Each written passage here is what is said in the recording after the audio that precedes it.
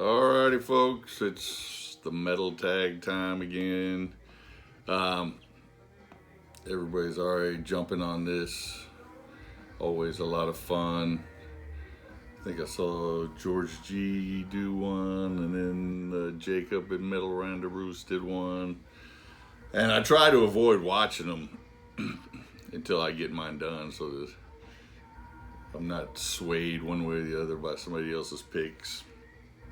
And then I saw Metal Marty Mac did his, and of course I had to watch that one. And then of course he picked one album. He actually picked two albums I was going to pick, but one I was still kind of on the fence about. So I'm like, man, I got to get this done before I delay any longer.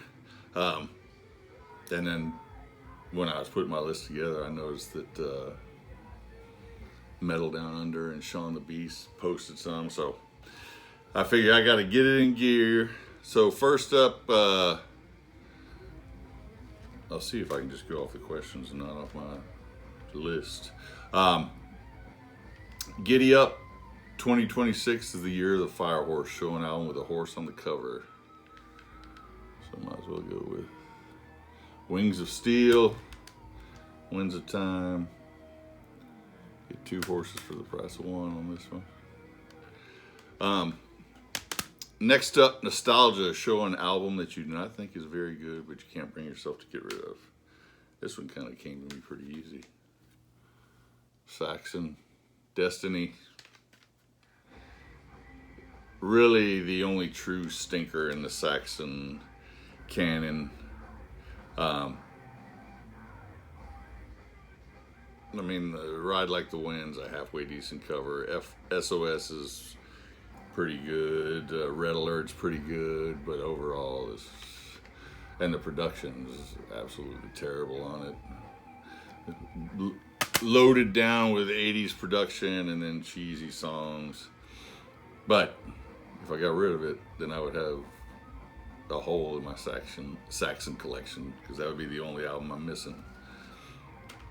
Goat, show your favorite new album release in 2025. And that's Claymore in Eternal Curse. Sword and Sorcery, Epic Power Metal. What it says right there. It's a pretty good description. More old school, not European power metal, but more old school European power metal, like early Halloween. Let's see, what's the next one? Show a favorite album that is not a heavy metal album. And this one was easy too, because I just got this one not that long ago, and it is now my favorite Kinks album. Low Budget. Great album. Every song on here is a banger. Let's see. The Unknown, show an album that you can't remember ever hearing someone talk about on YouTube. Well, I can't remember ever hearing anybody talk about this band, period. But I love them. Antioch, out of Canada. Speed / heavy metal. This is their, not their last album. Their last album came out last year, Antioch 7. This is Antioch 6, Molten Rainbow. Maybe my favorite album by them. Great band. Hopefully, they did release two, they released this album in 2023, and they released Gates of Oblivion in 2024. So that's rare for them to release albums back to back in back-to-back years. So, but hopefully we'll get one this year from Antioch, Molten Rainbow. Front Loaded, show an album whose first song is its best song. So I went with this past year's 2025, Let There Be Dark by Tower. Opening track, Under the Chapel. Absolute banger. And this one is really front loaded, because the second best song on the album is the second track on the CD, and that's the title track, Let There Be Dark.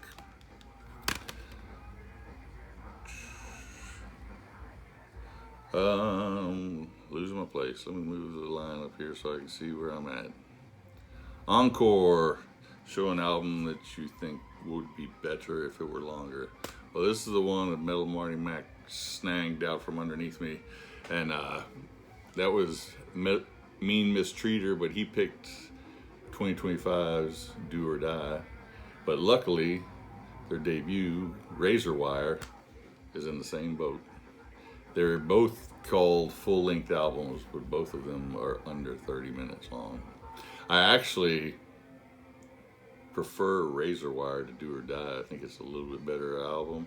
They're both very good.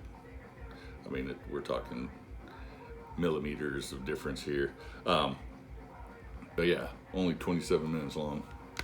Could have thrown at least 2 more songs on there. A lot of their songs hang out around 3 minutes. I mean, they get in, they get out, but it does the job. But they could have thrown a couple more on there. Just because there's 8 songs on the album does not make it a full-length album. Got to be at least 30 minutes long. 30 minutes and 1 second long.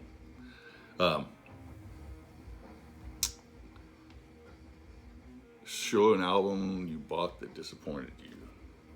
There was a couple of disappointing albums this year for me, but none as much as The Darkness. Dreams on Toast. I know a lot of people don't like The Darkness, but their first 4 albums are stellar, especially their debut. Their last 4 albums, they're kind of getting away from the AC/DC meets Queen and kind of steering more towards the Queen stuff. So I'm missing a lot of the, there's a lot more camp in their last 4 albums and a lot less crunch. So I would say that was definitely a disappointment. The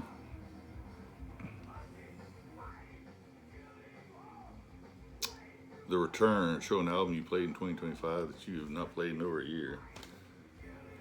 Oz, Fire in the Brain. More than a year since I played this one.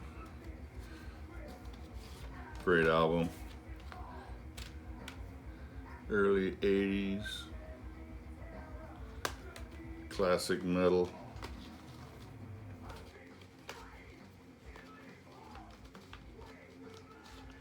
I'm not gonna mess with the slipcase. I mean, Searchlights, Fire in the Brain. Great album. It had been a minute since I listened to that thing. Show an album with hilarious cover art. Another album for 2025. On Fire with Bite the Blade. Now, is that hilariously good or hilariously bad? Could go either way depending on your perspective.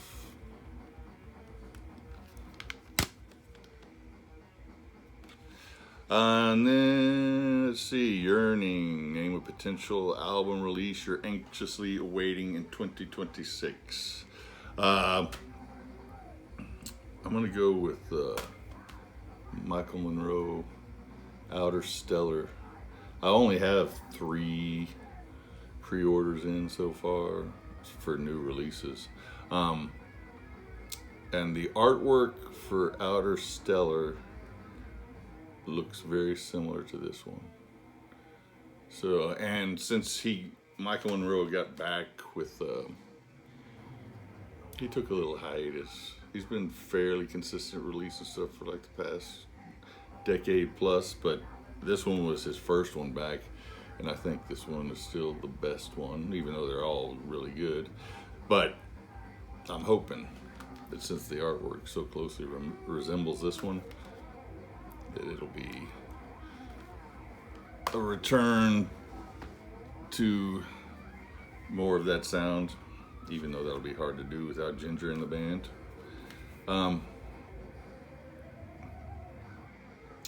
Collector Scum. Your collection is a pesky gap in a band's discography that you're hoping to fill. I don't know if hoping to fill is the right term, but the pesky gap is not having Fight for the Rock from Sabotage. You know, I don't even know if I've ever heard anything from Fight for the Rock. If I have, it's been so long ago that I don't remember it. I just know that that album is universally panned as being terrible by everyone, including the band. But it bothers me that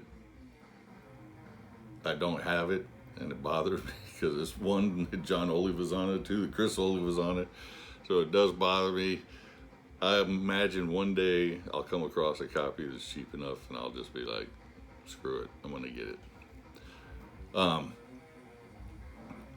Talk about evolution, talk about a band or album you think is successfully moving its respective genre forward creatively.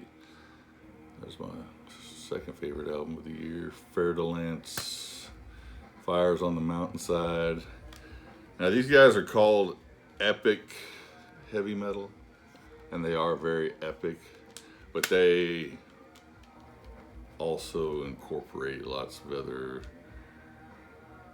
dynamics into their music, doom being one of them. They even threw a little bit of black metal and death metal in this one. Not a lot. They didn't go crazy, but you know, they're just doing I'm just loving what they're doing. I mean, I'm already ready for another album for these guys. Fer de Lance, Fires on the Mountainside. Told you show an album or albums that someone recommended to you that impressed you enough to purchase it. I've mentioned this several times, but this Bone Church Deliverance, Jeremy over at Metal Music Meltdown recommended this one. I liked it so much I went out and bought their other two albums. Doom, stoner, but they're incorporating more southern rock and blues rock into their sound. So really cool, really dig these guys. Bone Church Deliverance from Jeremy at Metal Music Meltdown.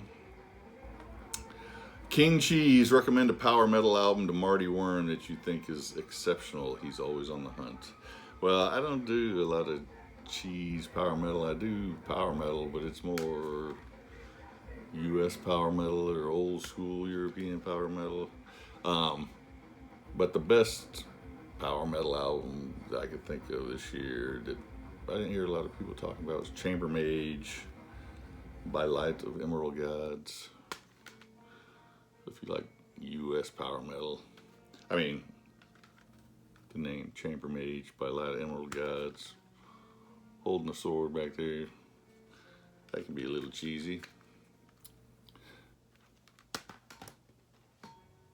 2 Minutes to Midnight was the last album you bought in 2025. That would be this one right here, still in the plastic wrap. Rolling Stones Live and Sessions 1963 to 1969, 10-disc set, $35. You know, they recommend stuff to you all the time online. You get little snippets around you or whatever you're looking at. And I saw this, a 6-disc set of this advertised. Somebody was selling it on eBay, but it was like $227. So I'm like, well, I haven't seen that Rolling Stones before. Let me go look for it, see. I'm sure I can find a copy cheaper than $227. And sure enough, not only, there's a 6-disc version and this 10-disc version. I found this 10-disc version for $35. So looking forward to getting into that one. Brain Drain, when feeling musical burnout, what is a nostalgic album that always makes you excited about music again?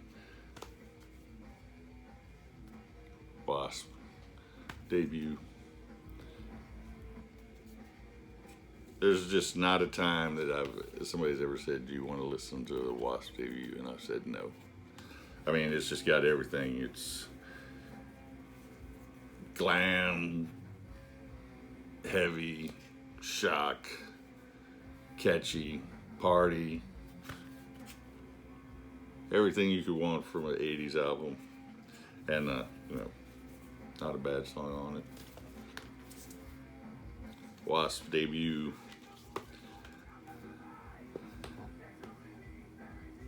Hello, my name is... Was there a video or stream you participated in? Well, I didn't participate in a lot, but one I did participate in, I'll just do the first one I participated in. That would have been the Attack from Down Under. It was his 2-year anniversary. He did a contest of phobias and seasons.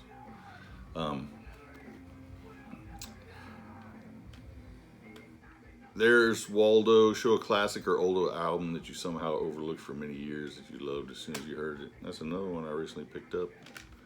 Johnny Winter, still alive and well. Of course, everybody knows about Johnny Winter. Sometimes this stuff is a little too bluesy, a little too, not enough rock in there for me, but this one's chock full of rock and the right amount of blues, Texas blues. I put it on, I was just listening to it, and I was like, man, this thing is really good.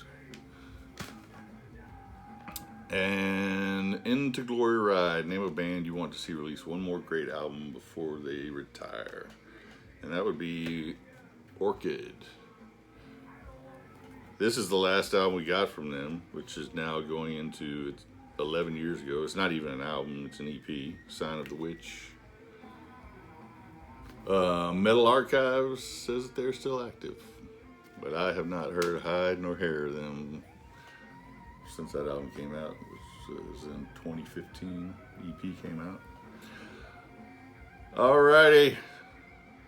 I know that went on a little bit longer than I was hoping. My apologies. You guys have a good one.